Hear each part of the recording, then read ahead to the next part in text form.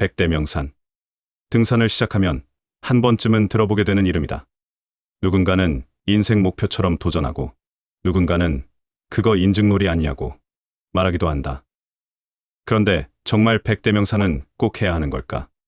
그리고 백대명산을 완등하려면 어느 정도 실력이 필요할까? 오늘은 백대명산을 무조건 찬양하거나 무조건 비판하는 입장이 아니라 조금 더 객관적으로 백대명산의 의미와 가치를 살펴보려고 한다.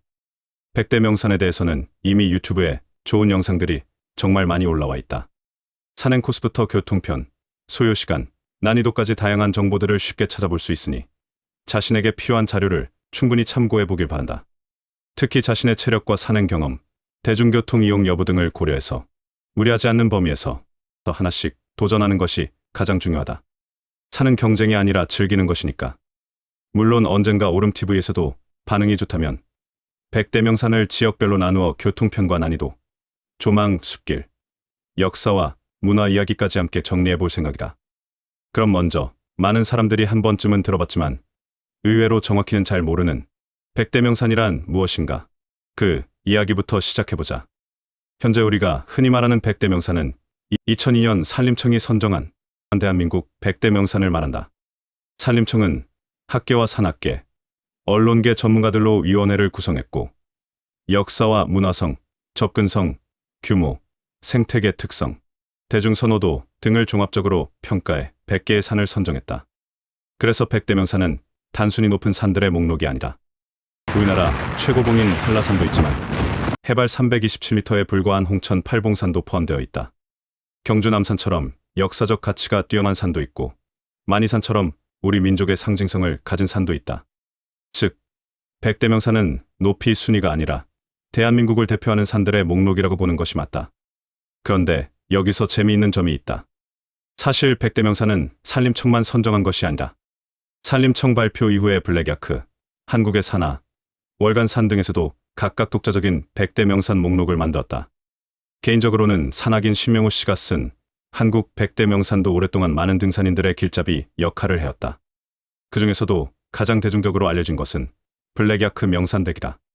스마트폰 앱을 이용해 정상 인증을 할 수 있기 때문에 많은 사람들이 블랙야크 기준으로 백대명산 도전을 하고 있다.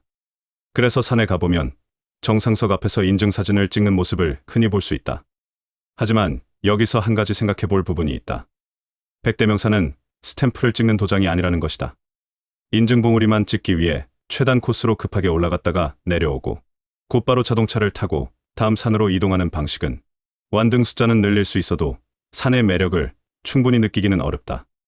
오히려 산 하나를 오르더라도 능선을 걷고 계곡을 지나고 숲의 분위기를 느끼면서 그 산만의 이야기를 만나고 오는 것이 훨씬 기억에 오래 남는다. 정상을 밟는 것이 목표가 아니라 그 산을 경험하는 것이 진짜 목적이기 때문이다. 그렇다면 이런 백대명산 정말 꼭 해야 하는 걸까? 다음으로는 백대명산의 가치에 대해 이야기해보자.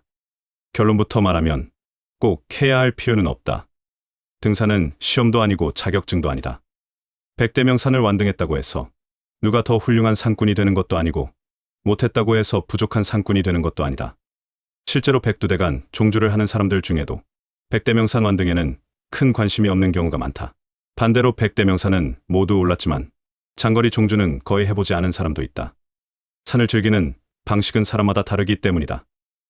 다만 등산을 취미로 시작한 사람에게는 백대명산이 꽤 괜찮은 이정표가 될 수 있다. 왜냐하면 백대명산에는 암릉도 있고 육산도 있고 능선길도 있고 계곡길도 있고 섬산도 있고 국립공원도 있기 때문이다. 백대명산을 따라가다 보면 자연스럽게 우리나라 산의 다양한 모습을 경험하게 된다. 그래서 나는 백대명산을 반드시 해야 하는 목표가 아니라 우리나라 산을 폭넓게 경험할 수 있는 좋은 안내서 정도로 생각한다. 자, 그럼 가장 중요한 질문. 백대명산을 오르려면 어느 정도의 체력과 산행 경험이 필요할까? 많은 초보자들이 궁금해하는 부분이다. 나는 아직 초보인데 백대명산 도전해도 될까? 내 생각은 충분히 가능하다는 것이다. 백대명산 전체를 놓고 보면 전문 산악인 수준의 실력을 요구하는 산은 거의 없다. 물론 지리산, 설악산, 한라산, 덕유산 같은 산들은 거리도 길고 체력 소모도 크다. 하지만 대부분은 등산로가 잘 정비되어 있고 정보도 충분히 공개되어 있다. 개인적으로는 백대명산을 무난하게 오를 수 있는 수준이면 중급 정도의 등산 실력이라고 생각한다. 그리고 처음부터 중급자일 필요도 없다. 초급자 상태에서 시작해도 된다. 한 달에 한두 번씩 꾸준히 다니다 보면 어느새 체력이 늘고 배낭 꾸리는 법을 알게 되고 날씨를 읽는 법도 배우게 된다. 길 찾는 능력도 좋아지고 자신의 페이스를 조절하는 방법도 익히게 된다. 아마 백대명산을 다 오를 즈음이면 대부분은 자연스럽게 중급 수준의 산행 능력을 갖추게 될 것이다.